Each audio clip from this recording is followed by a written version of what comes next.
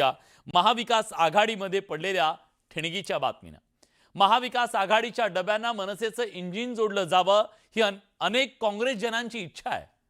पण काँग्रेसचे महाराष्ट्राचे कारभारी हर्षवर्धन सपकाळ यांनी मात्र हात दाखवून इंजिन थांबवण्याचा प्रयत्न केला।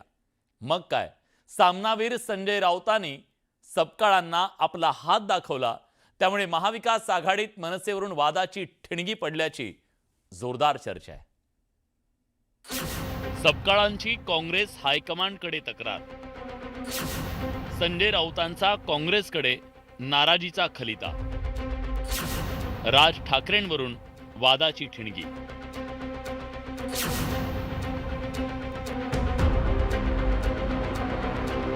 राज ठाकरेंच्या महाविकास आघाडीच्या संभाव्य प्रवेशाची चर्चा सुरू असताना काँग्रेस आणि ठाकरेंच्या सेनेत वाद पेटलाय। राज ठाकरे हे त्या वादाचं कारण ठरले।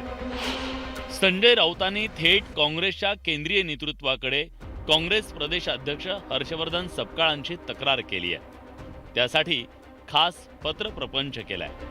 हर्षवर्धन सपकाळ यांचा मनसेला महाविकास आघाडीत घ्यायला विरोध असल्याचा उल्लेख त्या पत्रात करण्यात आल्याचं बोललं जात आहे। त्यांच्याशी उत्तम संवाद आमचा होत असताना त्यांच्या केंद्रातल्या लोकांशी एखाद्या विषयावर बोलण्याचा प्रश्न येत नाही।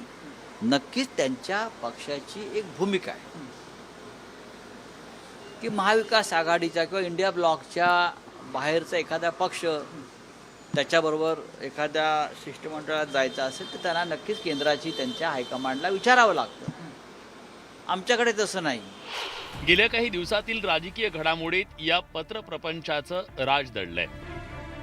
मतदार याद्यांमधल्या घोळांविरोधात राज ठाकरेंसह महाविकास आघाडीच्या नेत्यांनी मंगळवारी आणि बुधवारी राज्य निवडणूक आयुक्तांचं कार्यालय गाठलं। त्यात अनुपस्थिती जाणवली ती काँग्रेसचे प्रदेशाध्यक्ष हर्षवर्धन सपकाळ यांची। पण यावेळी काँग्रेसचे नेते आणि राज ठाकरेंमधली केमिस्ट्री सुद्धा सगळ्यांना पाहायला मिळाली। एकीकडे राज्यातल्या प्रमुख काँग्रेस नेत्यांना राज ठाकरेंना सोबत घेण्याच्या विषयी अनुकूलता आहे, तर दुसरीकडे हर्षवर्धन सपकाळ मात्र अंतर राखू नये आणि हीच बाब ठाकरेंच्या सेनेला खटकली आहे। नाही, ह्या मनसे सोबत घेण्याचा किंवा इतर पक्ष सोबत घेण्याच्या अनुषंगानं हे शिष्टमंडळ नव्हतं।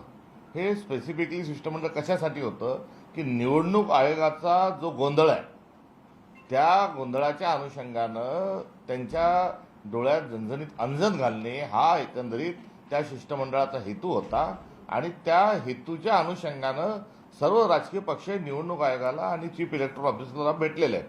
त्यामुळे यात आघाडीचा युतीचा असा कुठल्याही प्रकारची चर्चाच त्या ठिकाणी शक्य नसल्यामुळे ह्या सगळ्या चर्चा ज्या आहेत त्या अनावश्यक आहे असं वाटतं। राज ठाकरेंना महाविकास आघाडीत घेण्याविषयी अजून काँग्रेसने आपली भूमिका जाहीर केलेली नाही।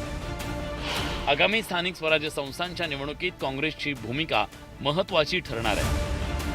मनसेच्या मविया प्रवेशाविषयी विचारलं असता सपकाळांनी हे उत्तर दिलं। शेवटी केंद्र सुद्धा तुम्हाला विचारणार ना दिल्लीमधून सुद्धा। आता त्याचे सगळे जे अधिकार आहे हे राष्ट्रीय स्तरावर आहे इंडिया अलायन्सच्या अनुषंगाने। इंडिया अलायन्सच्या कन्व्हिनर आणि त्यांच्याकडून या संदर्भात कारवाई जेव्हा होईल त्यावर याच्यावर अधिक भाष्य करणं योग्य राहील। पारपत्र जे आहे ते जर काढायचं असेल तर पारपत्र योग्य ठिकाणूनच काढावं लागतं। व्हेरिफिकेशन त्याचं कसं द्यायचं काय द्यायचं हा पोलीस तो नंतर देत असतो। त्यामुळे हे सगळं जे आहे हे काही अशी शासकीय अशी प्रणाली नाही।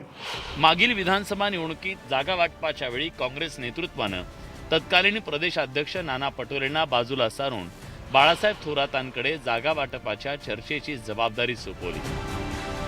ही पार्श्वभूमी पाहता राज ठाकरेंना मवियामध्ये घेण्याविषयी काँग्रेस हायकमांड कोणती भूमिका घेतं हे पाहणं महत्त्वाचं ठरणार आहे।